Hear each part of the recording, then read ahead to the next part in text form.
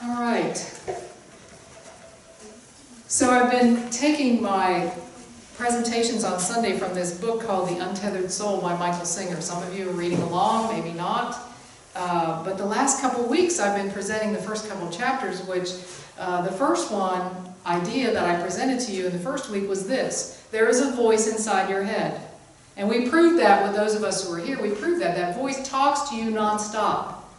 It narrates your life. It gives you advice. And it's hard for it to go off. All we had to do was to remember how hard it is sometimes to meditate. Right? We call it monkey mind. That's the voice we're talking about. There's this voice inside your head. Michael Singer calls it your crazy roommate. Yeah, you can't get rid of it. It just goes on and on and on. But the bottom line with that is that you are not that voice. Even though that voice is there, you are not that voice. You are the one who notices that voice. You are the one who hears that voice. You are the one who is aware of that voice. But that's not who you are. And that was an interesting thing. I asked you to sit back, take that step back in your consciousness and say, well, who am I? If I am not that voice, who am I?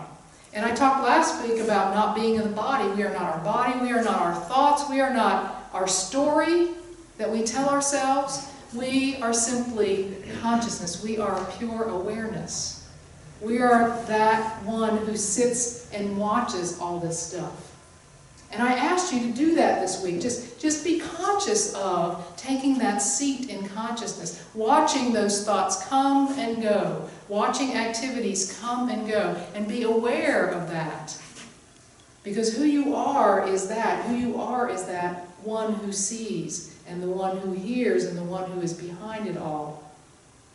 This is important to understand, or at least to get a glimpse of, because this is the foundation from which spiritual work will then proceed. Because our spiritual work is all about being here and experiencing the present moment. Our spiritual work is working toward being love in the world. And in order for us to do that, I think it's really important to understand who we really are. You know, if our story about our life is really not the greatest story, I want you to know you don't have to be stuck to it, because that's not who you really are. It's just an experience you had. But it's not who you are. So that's where we are in the book, and now I want to talk a little bit and go from there.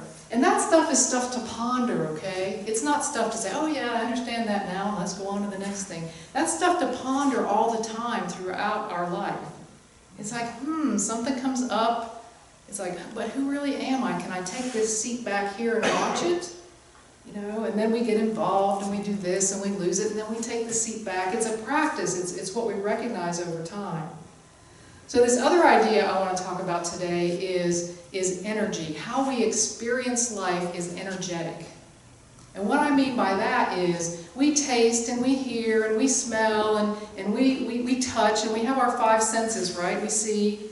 But we don't, just the fact of seeing something doesn't create an experience. What creates the experience in us is the feeling nature of it, right?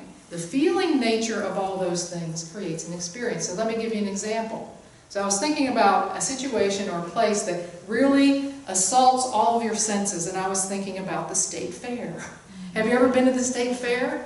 I mean, I'm talking, you are bumping up against people, so you're touching people, the smell, either of the cotton candy or the what's your favorite thing? The peanuts? I don't know. There are all sorts of food at the state fair. You're looking at those rides and thinking, ooh, I can't wait to get on it, or what are those crazy people doing? Right? We're walking through there and getting assaulted by all our senses.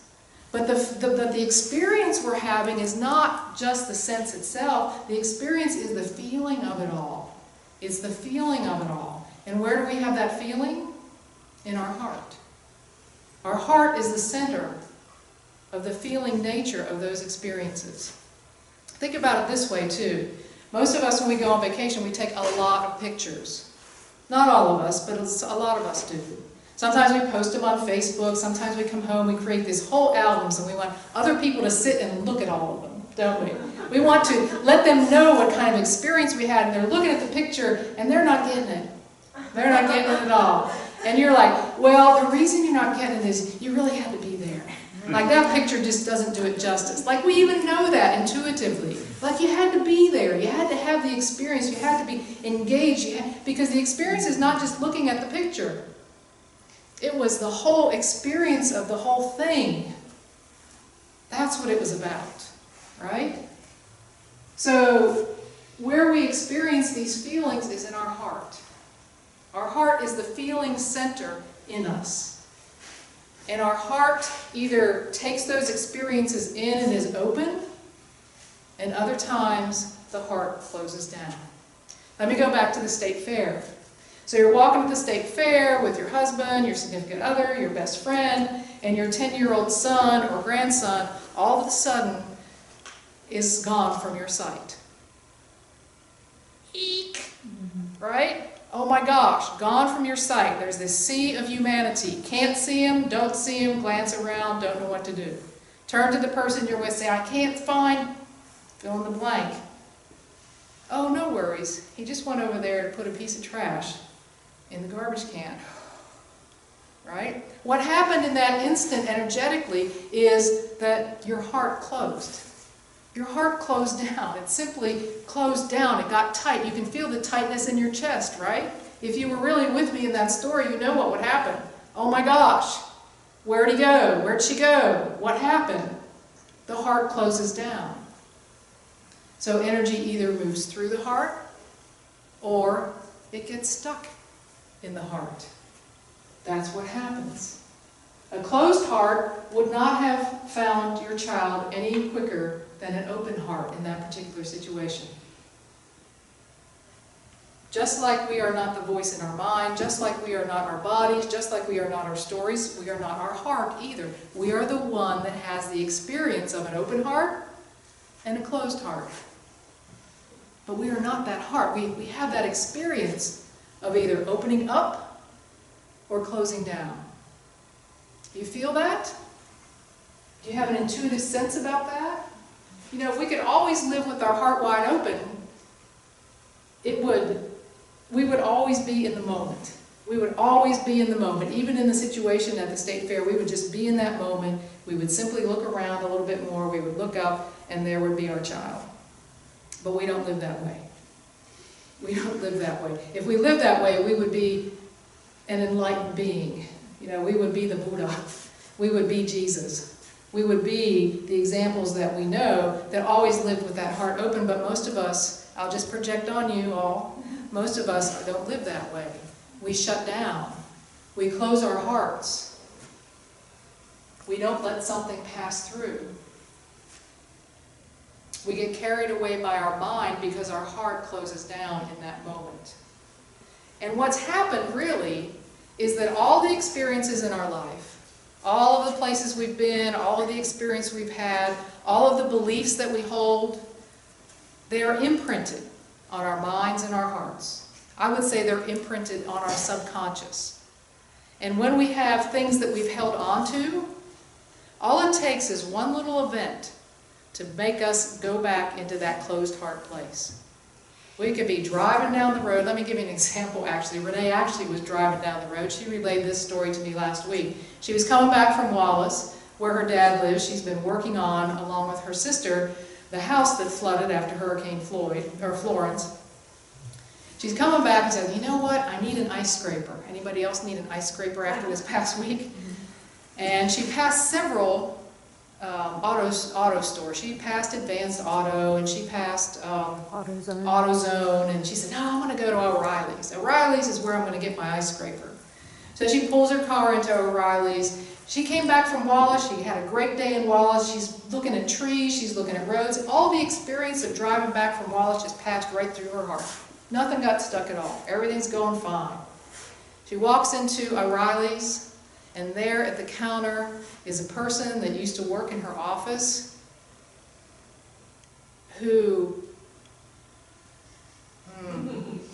do I need to say, maybe I don't need to say anything, who she had some conflict with, okay, who she had some conflict with.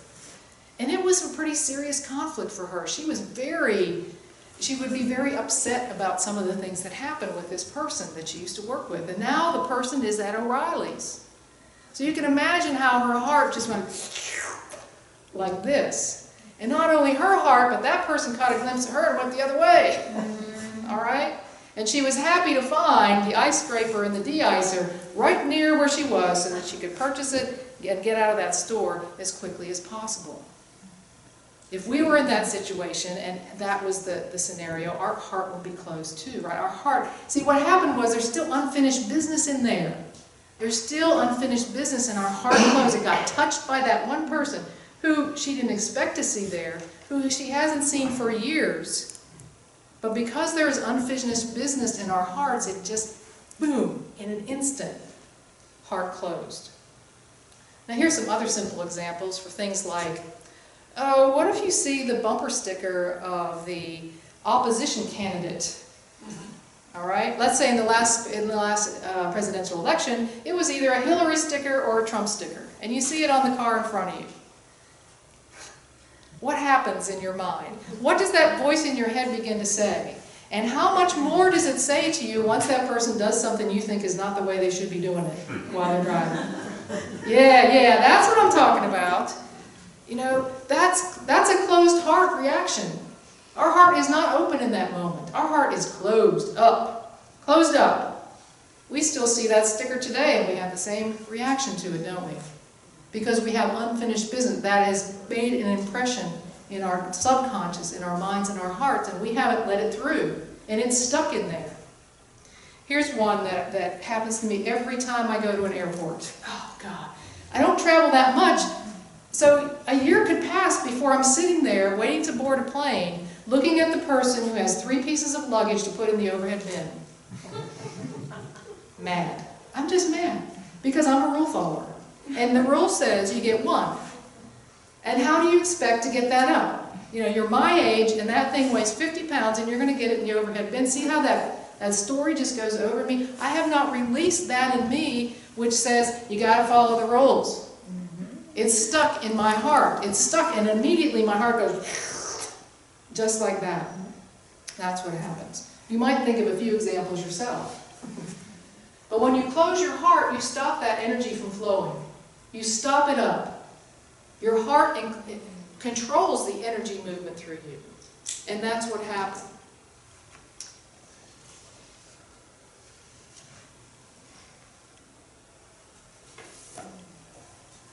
No open heart, no smooth movement of energy. Closed heart, stuck. That's what happens. That's why it's important. Is it important? The person who I'm judging about carrying too much luggage feels nothing from me. They're unaware that it bothers me so. Hopefully I won't run into any of you in the airport. Or you'll know. Or you'll know. Or you'll know. When you are unable to allow life's events to pass through you, they stay inside you and become a problem. Okay, listen to that. When you are unable to allow life's events to pass through you, they stay inside and become a problem. That's why it's important for me, and you for you, and me for me. And sometimes they're really old patterns. Sometimes they're old patterns with old people who have been in your life long ago. Maybe it's an ex. Maybe it's a family member. Still brings up that same stuff in you every time, every time. It's because that energy is stuck in you. You didn't let it go through. You had the option to let it go through and you didn't. You never got over it. Here's something else I never got over. Back in 1988, how many of you weren't born then? Everybody was born in 1988. I took my brand new Starion ESIR sports car, red with black interior, to the dealership to have a seat repaired. And somebody stole my car from the dealership. 1988. To this day, I will never buy a car from a dealership, and I will never take my car to be serviced at a dealership. Talk about holding on to something. I mean, my goodness, 30 years. Won't go. Won't even shop for a car. Renee shops for my cars. I can't even do it. That stuff gets stuck in there. I haven't released it. Some of them are old patterns. In the Sanskrit way of thinking, what's that? It's called an unfinished pattern in me is called samskara. And it is simply a blockage, an impression from the past. It is an unfinished energy pattern that ends up running your life. It circles around and around in there because you haven't let it loose. Because I haven't let it loose. These old energy patterns. Things like judging other people. I've given you a few examples of my own. Things like stories of not enough that we tell ourselves. Just circling around in there. One day somebody told me I wasn't good enough and I still hang on to it. One day somebody told me I wasn't a good enough artist, that I wasn't a good enough speaker, that I wasn't a good enough writer, that I couldn't do math. All those things. What did people tell you that you weren't good enough that you're still carrying? What about the guilt? What about somebody that left you? That doesn't love you anymore and you're still holding on to that? Those are examples of the energy that we hold on and it's caught up in our heart. And all it takes is some little thing to set it off. Some little thing that happens in the outer. It touches that is stuck in there. Well, here's the thing. We don't really have to go back and find all that stuff because, golly, I might have a lot of it still left in there. Maybe you do too. Maybe you don't even know it's there because nothing's touched it in a while. But here's the thing, and here's the beautiful thing about this way of being is the only thing you have to do to begin to release it is to simply decide never to close your heart. That's all you got to do. Is that every time you feel that starting to get tense in you, that tension to start coming in your chest, just say, oh, wait.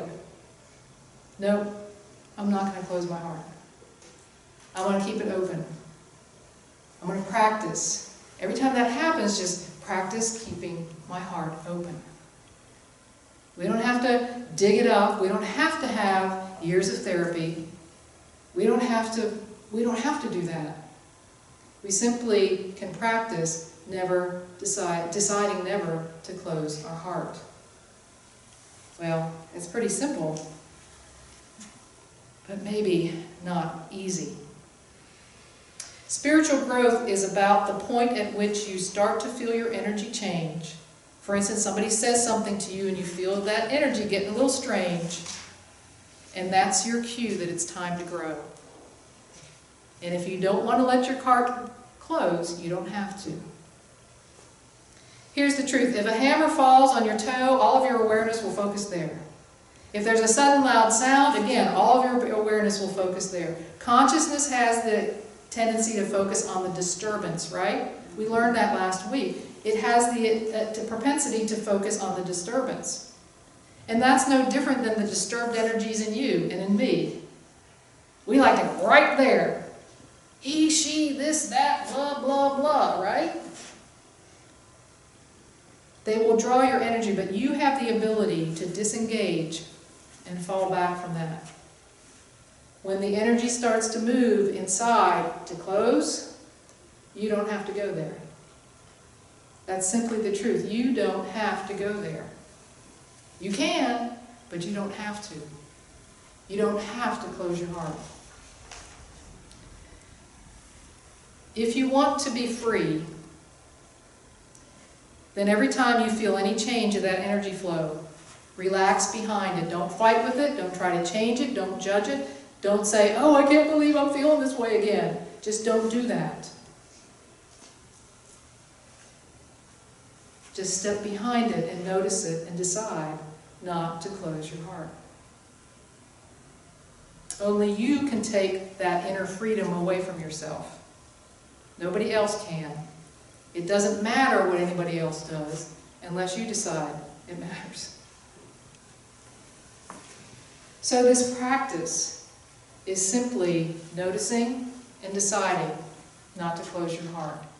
Because the natural state of a healthy heart is open. And the most free, the most way to live in freedom, the best way to live in freedom is to live in the exact moment that's in front of you. So as we go into meditation this afternoon, let's just again notice the heart opening, notice the heart closing. And ask yourself, what is it that is worth closing my heart over? Is there anything? Is there anything worth closing down my heart? Is there anything worth shutting down and holding that energy inside myself? So let's experience in these moments together with a deep breath in and out. Maybe let's just practice keeping our heart wide open. Just practice. And to feel what it feels like to be wide open, to be untouched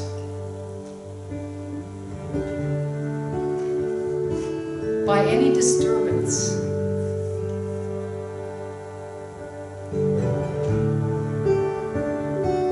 To be in that, yeah, there it is, way of being.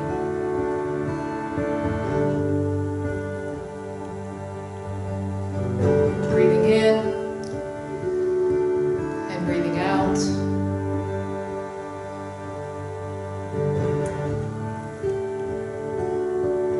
In our time of meditation.